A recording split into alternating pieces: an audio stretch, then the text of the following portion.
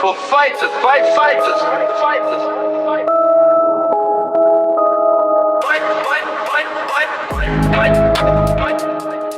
Believe the hype, Abdul Ahad Patel. I'm here with Louis Bacon at Baker Street. Louis, talk to me, man. Got a couple of days out until the big fight. A lot of anticipation, a lot of hype. How you feeling? Yeah, I'm feeling good. This is going to be my fourth pro fight. Back at where I had my debut in GL1. So yeah, first six rounder. Looking forward to it. Got a tough African. He actually boxed in the Olympics in 2012. Oh wow! So yeah, he's experienced. He's tough. But I'm just going to go there, do my thing, and come out with the win.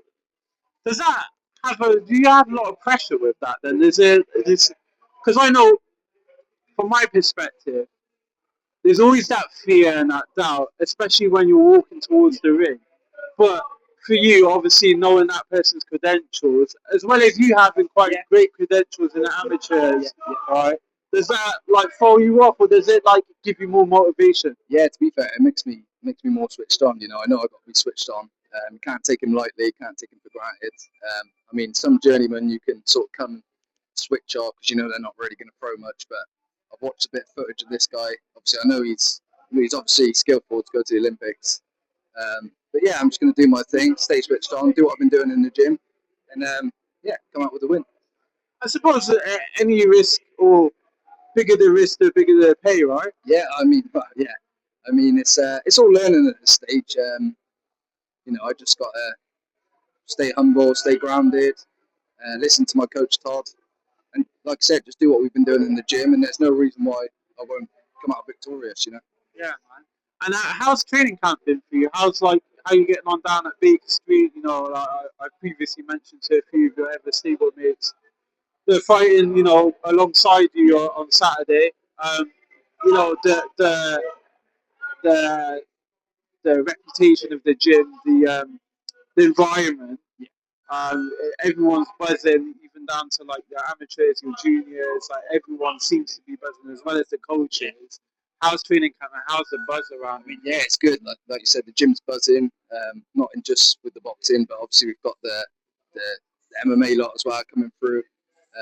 So yeah, you know, we all bring each other on. You know, there's all different levels, different heights, different skills, different ages, but ultimately we all train together as a team, and we all push each other and bring each other on. So it's good for the younger lot. It's good for us pros. It's good for everyone. You know. Yeah, man, 100%.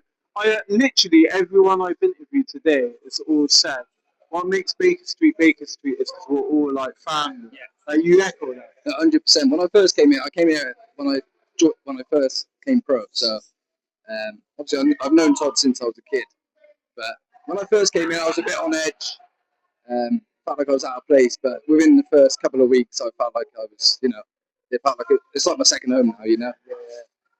You know, I come here early and I don't leave till gone 9 o'clock some nights because, like you said, we're all like a family here. So it's good. And Todd's winding you up there clearly. And wanted me up for a mile. Yeah.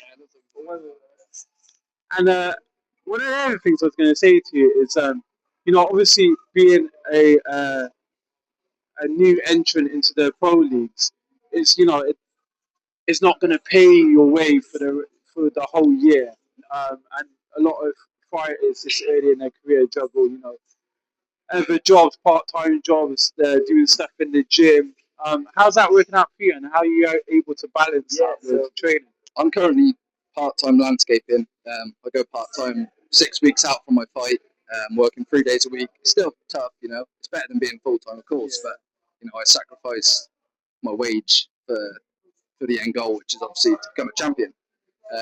These are the sacrifices you've got to make at the start. You know, you've got to think long-term. You can't think short, you know, short-term and money now. You know, the money will come down the line, but that's one of the sacrifices I make. But yes, it's tough. You know, I still got to earn money to live. And boxing obviously at the moment doesn't give me that. So until it does, I got to keep going, keep working hard, and it will pay off eventually. I know it will. Fight camp's obviously not cheap either. You know, like I was just speaking to Amali, and he said that obviously with the blessings of his his sponsors, he's able to have like a nutritionist, strength and conditioning coach, and all of those things. So like sponsorship's like a major thing as well. Yeah, no, 100%. I'm quite lucky. I've got quite a few sponsors on board now. They all, chip in and help me out with medicals and stuff like that because my medical this year was about 1,800 quid, and that's before I've even earned anything. That's not taking away the days that I've had off through training camp. My nutrition each week, strength and conditioning. It all adds up. But I'm lucky enough to have a few sponsors on board, and I do quite well on tickets as well. So that obviously. Fucking hell, it sounds like you're losing, man. Well, yeah. I mean, I wouldn't say I'm gaining anything, but it's part of the process. I know what it takes to get to the top, so just got to stick at it, keep going, and hopefully down the line it will pay off down the line. Yeah, 100%. Listen, I've been asking all your ever stable mates. Yeah, one question that stuck out today is, what is, in your opinion, the most controversial opinion of yours about boxing? Now, I had to break this down to Amali because Anton butchered it. So I'll say the same thing to you. What is one opinion you hold that the majority of the boxing world probably wouldn't agree on? That's a tough one, that is, because a lot of boxers obviously have the same thoughts and agree with each other. That's a tough question. My one would be that Joe Kawasaki is the greatest British boxer of all time. I mean, yeah, I'd agree. I don't know, that's a tough one. You put me on. Amali's was like, it's nice to be punched in the face, but we know he's a bit tapped as well. So. Yeah, I mean, I wouldn't agree with that. There is a slight buzz that you get off of it. Probably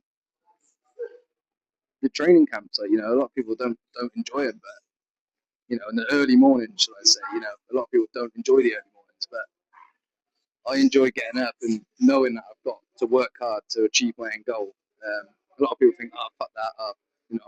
I'll wake up normal time and then train, but I like getting up when no one else is awake and I'm one step ahead. Then, in my mind, I'm one step ahead of everyone else because I've already trained. Whilst everyone's still in bed, I'm training. Yeah. Maybe, I don't know. I mean, it is a controversial opinion because there's nothing worse than I could think of going on a fucking 5 mile at 5 in the morning. Yeah, it's all late at night when everyone's tucked up in bed and you're grinding hard. Yeah, I mean, you could say that was I don't know, really. It's a tough question. Listen, what can we expect? What can the viewers expect Saturday? I've asked Marley this. I've asked. I'm gonna ask Brad actually. But what can we expect? It's a big show, a big homecoming show. There's a lot of fighters from Gloucester or within the area fighting on this show. From your perspective and your foresight of your performance, what can we expect? The best Louis Bacon that is yet to perform. I believe I've made massive improvements since my last time out in the ring. I've been working hard, so yeah, another clinical performance, and like I said, the best Louis Bacon there has been to date. All right, man. Well, Louis, thank you for your time, and hopefully both fighters, yourself and your opponent, go in healthy and come out healthy. And we look forward to catching up with you on the post-fight.